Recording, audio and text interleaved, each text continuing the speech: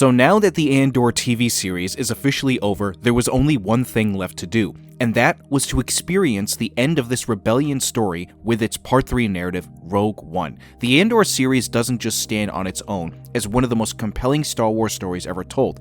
It actually makes Rogue One a better film.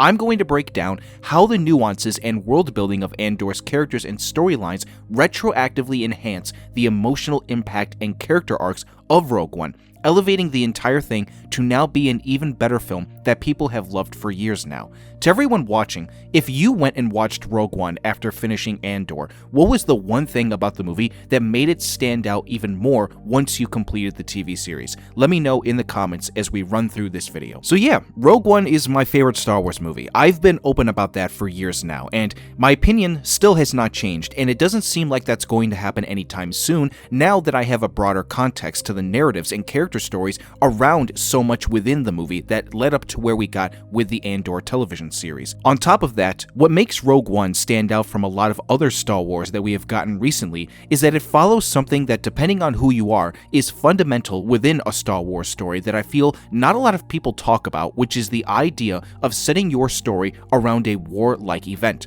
We call it Star Wars for a reason, and for the most part, that is one of the elements of all of the trilogy films that make them stand out more than the rest of the franchise's material that we've gotten recently. Sure, the movies themselves can appeal to a much more broader audience of casuals and hardcore fans, but they also just follow a more epic tale that warrants caring for it. I certainly think that for me, that is one of the reasons why there is an element that feels missing from a lot of the live-action television shows that we've gotten. I've been someone who has enjoyed more than not with much of Star Wars recently, but I also can't lie and also acknowledge that the stories themselves feel very niche and small for my liking. What something like Andor did was always keep me aware of a bigger thing going on, with what we see is the reign of the Empire across almost all of it affecting people in the worst ways. So many of the different characters that we follow within this show have their own different wars and beliefs against the Empire. Through those 2 seasons of television, we were able to see that grow bigger and bigger as the conflicts grew, and people started to become more aware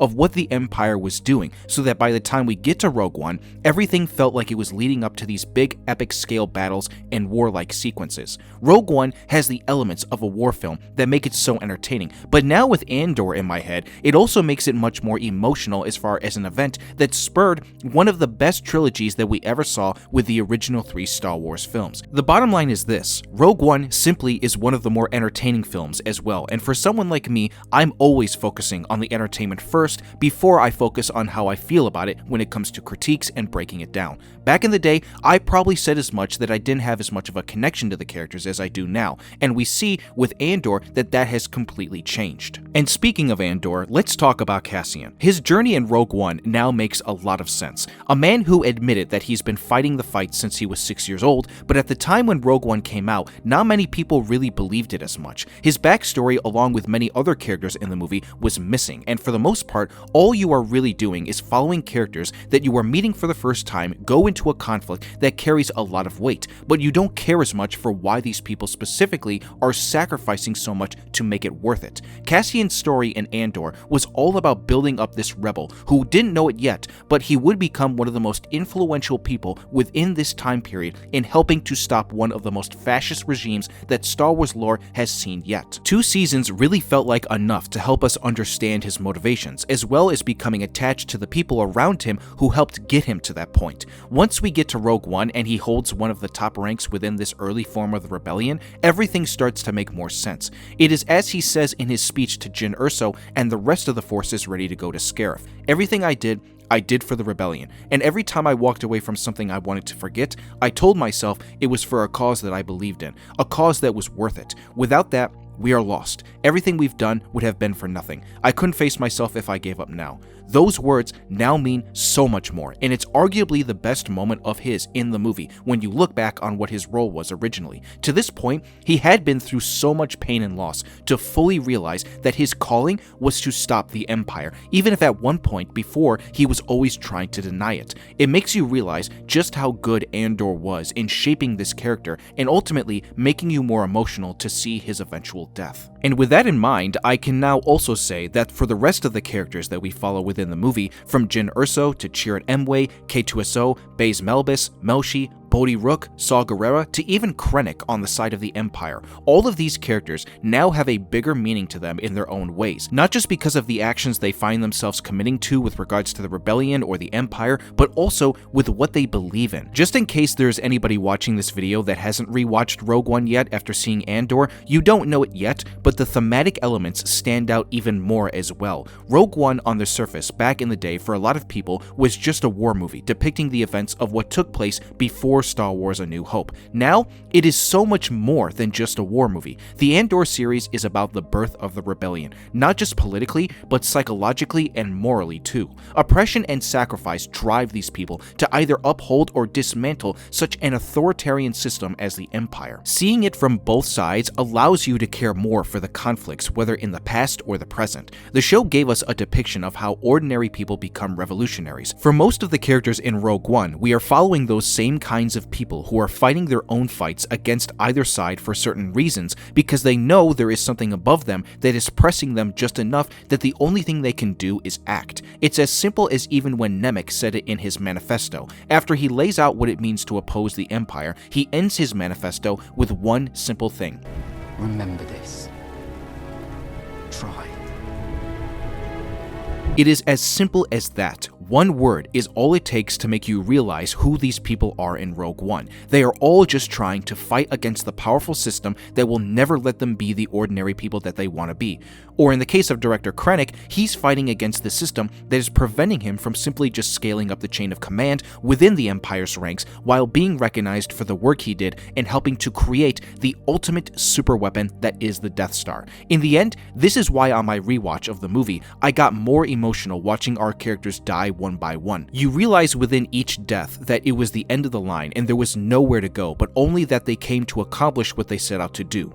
To try. With every war movie usually comes some top-tier action sequences that rival some of the best work that the Star Wars franchise has done, and I think that Rogue One happily takes that description and runs with it. There's no question about it, but Rogue One features some of the best action the franchise has seen across all media. Gareth Edwards, and even to an extent, some of the people who came in to help make the movie when he was pushed off it, helped to craft pure cinema with so many of the different sequences. I know that phrase gets thrown around a lot lately when people talk about film, but it's warranted here because Rogue One's action sequences easily, for me, make it the most rewatchable film in the franchise. Andor showed us what good shooting on location and making everything practical can do for how you are invested in the action, and Rogue One, for the most part, showed the same thing. To top all that off, when you have other great talent working on the movie, as in Tony Gilroy, who helped to write it, his brother John Gilroy helped to edit it, and then Greg Fraser from Dune fame doing the cinematography, it's all a perfect recipe for a meal that you want to have over and over again. Like with how I've been phrasing many things in this video, the sequences now carry more weight to them when we know the stakes of these conflicts and what it was leading to. Another element that the Andor series managed to make a bigger deal out of is Andor's purpose wasn't just to build up those characters we followed for 2 seasons. Its other purpose was to build us up to the Death Star story. That's why I'm glad the end of Season 2 at least acknowledged that we were getting to that point with the connections to Rogue One. When some of our characters first learn about it, it becomes this dark thing that looms over them, and you don't have a second to not think about it. The 2 biggest action sequences in the Jedha City part of the movie, and then at the end with Scarif, are all ended because of that damn thing. And to me, because of how good each part of the action feels, once the Death Star comes in, it's all over. I think it would be a bit sacrilegious if I didn't talk about the man himself, Darth Vader, in a video like this, but I can't forget him. He's just so good in the movie, giving us easily one of the top 5 best single moments of action that the Star Wars franchise has ever seen. I remember being in the theater, seeing this moment for the first time with a crowd of people, and we were all losing our minds because we just didn't see it coming. Even this one little moment with Krennic on Mustafar at his castle was a surprise to be sure, but I think it was a welcome one too, not just to see for the presence that he carries on screen, but even when he can drop a pun to diss someone while choking them out. To this day, I don't think I've ever really seen anyone give a good concrete reason as to why Darth Vader was included and was unnecessary, and it's one of those times where you can say that a cameo actually works. I guess you can also say the very same thing for the final scene, which is with Princess Leia making her appearance to take the Death Star plans to say that they represent hope as they jump through hyperspace to get us to the next next film. Again, knowing everything that came before this, when you include the Andor show into the conversation, it means a lot more. Leia getting those plans was all due to the cost of building a rebellion and sacrificing so many lives to do so. The moral ambiguity of a rebellion that's depicted in Andor allows us to understand it. When characters like Luthen Rael, Cassian Andor, and others are willing to lie, kill, and betray for the cause, it makes you realize how so much of it was worth it in the end, even if morally we knew how much bad was caused to get to that point in the first place. Rebellions are built on hope, and those plans were the hope that they needed to step into the next phase of this rebellion. That would end another critical part of the Empire's machine, as we see in A New Hope when they take it down with that Death Star. In the end, when we look back on the significance that Andor brings to a movie like this, it's all through that aspect of a revolution, and one that was very well written to make us care. The TV series is about how revolutions start, not just in these grand battles or other moments of spectacle, but in the quiet, painful decisions of individuals pushed to their limits to finally believe in something that was there all along. Every character in Andor, even the minor ones, reveal a different angle on the Empire's power, the oppression they push, and the human will to resist that oppression with every chance they get. When now rewatching Rogue One all over again, this is how I've now come to realize how much better the movie has become, and it's all due to how masterful that television show was. And there you have it. That is my commentary and analysis of how Andor has made Rogue One a better film. What do you all think of my analysis of it? This was not meant to be some ultra breakdown of Rogue One, but only what I've now noticed with the movie that's now so much better with it because of that show. Leave your comments down below, and please be respectful if you disagree with anything I said in my analysis. Thank you all for stopping by my channel. If you want to see more moving forward from me with regards to film and television, and you enjoyed this video, hit the like button and subscribe if you are new here, and turn on that notification bell. I'm trying to build a community on here, and your support would be appreciated. Do be sure to check out all my other stuff that is not Andor related when I make more videos. That's a wrap, folks. I hope everyone here has a wonderful rest of the day, and I will see you all soon for the next video.